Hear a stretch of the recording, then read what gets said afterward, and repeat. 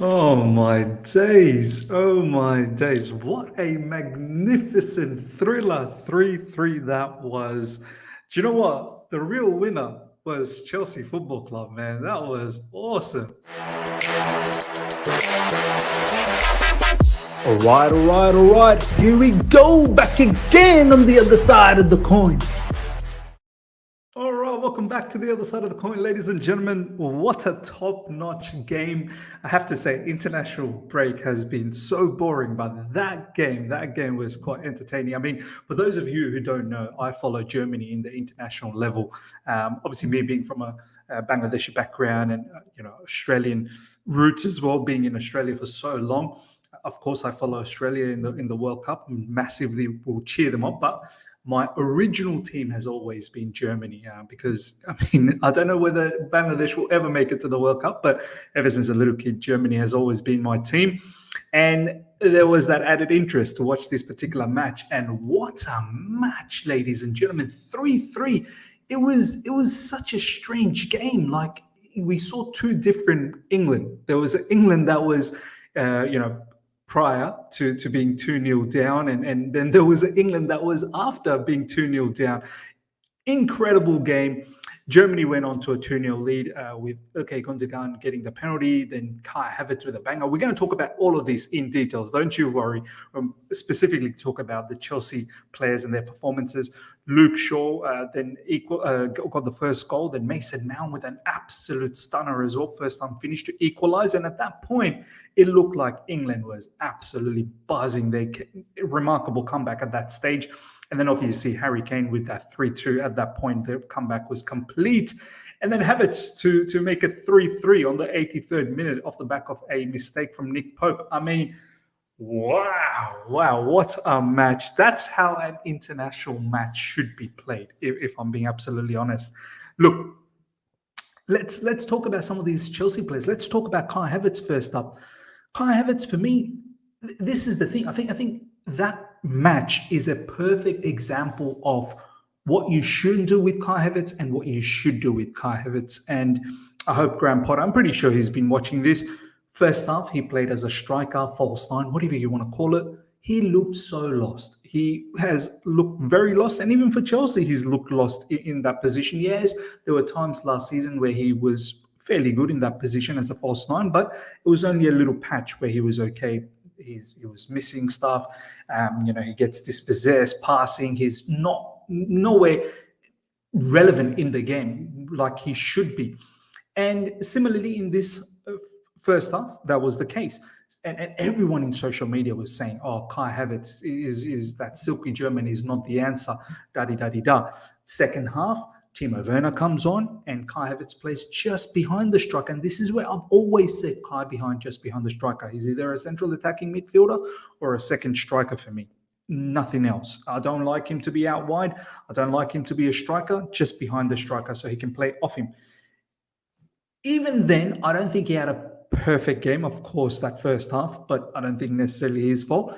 Even in the second half, he looked a little more comfortable, but definitely not the perfect kind of game that you expect from him. But he was there with the goals. That first goal from him, what a finish. What a stunning strike. And you wonder, where is that kind of goals for Chelsea Football Club, man? You've got it in your locker. It seems like you can hit it from outside the box. Then take the chance against low blocks. That's probably one of the ways to open up the opposition, to unlock the scenario. So if Kai can do that outside the box and really, find that precision and that timing, why not? That was a gorgeous finish from Kai Havertz.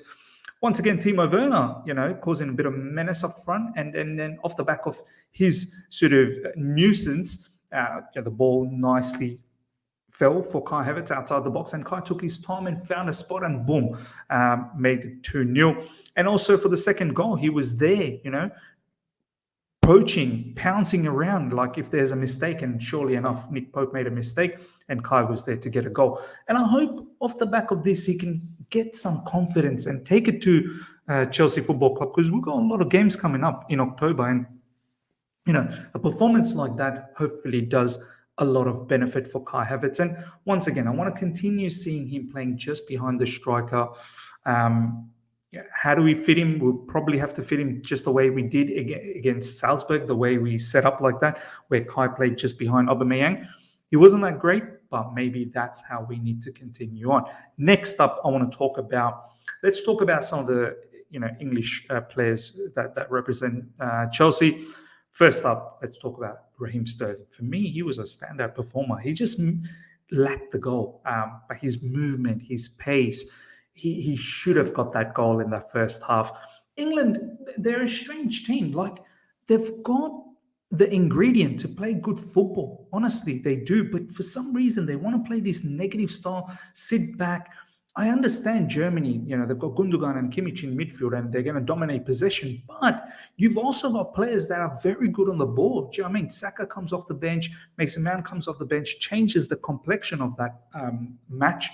And even Declan Rice, to a certain degree, which I'll touch on right at the end, once they were down 2-0 and they made those changes, even Declan Rice started to look pretty good because he was doing the basic stuff that he needed to do and just laid off the ball to ballers that needed to go and attack the opposition. And he was there to protect the back, the centre backs.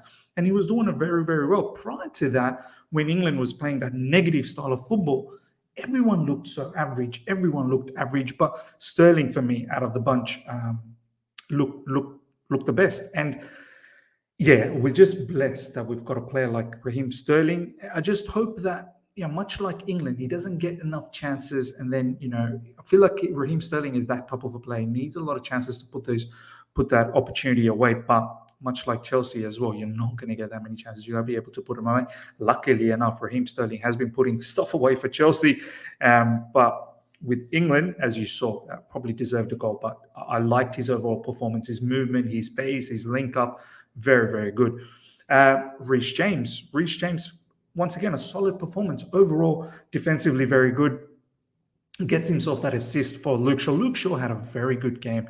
That unbelievable pass from Luke Shaw in the first half to find, I think it was Raheem Sterling as well. That's the one that Sterling should have finished.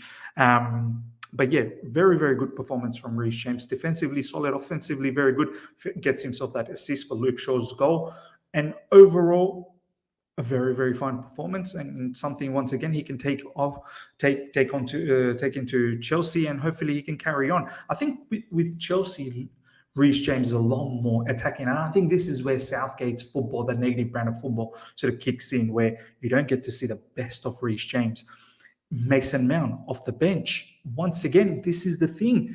I feel a bit of bench time has done him good. A bit of time away from the limelight, a bit of time away from all the attention has done him good, because he came out on fire, out of the blocks on fire, and looked like there was a bit of attitude. There was a bit of fire in his attitude. That goal, wow, what a first-time finish. But I have to say, Bukayo Saka, Arsenal Football Club, you guys got yourself a very, very fine player, man. He changed the complexion of that game.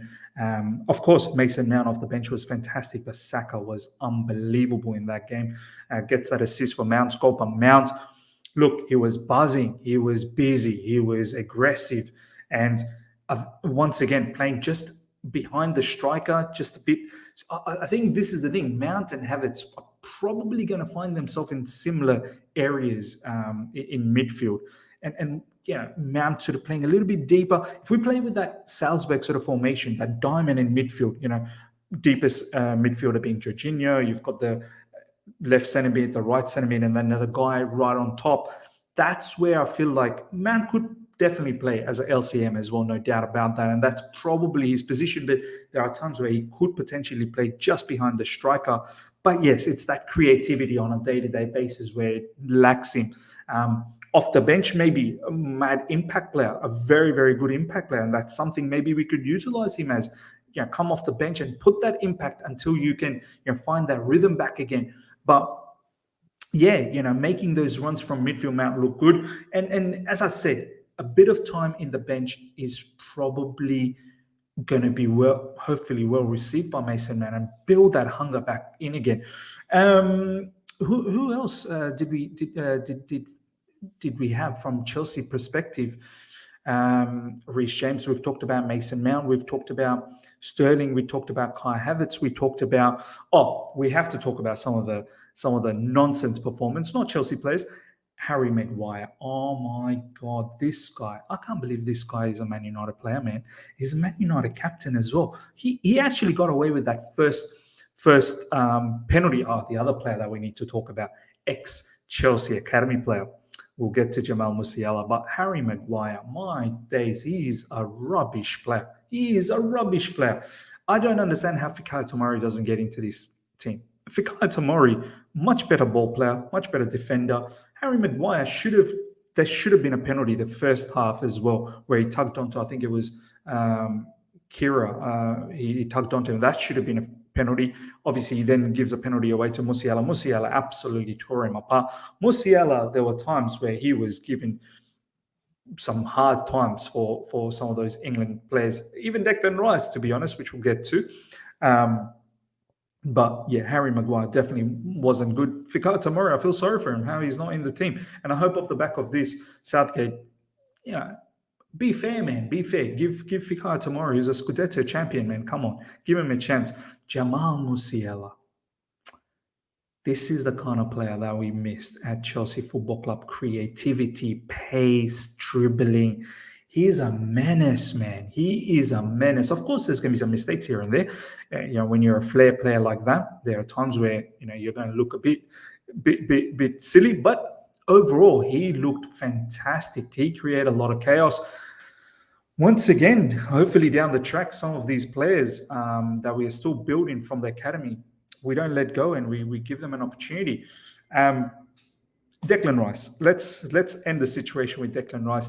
I think first off, not the greatest performance. You can tell with the likes of quality that Germany has and the technicality that they have in midfield with Gundogan and Kimmich. And even if you look at all of their players in the back line, they're all very comfortable with the ball. Whereas England, not everyone's comfortable with the ball. Harry Maguire definitely isn't.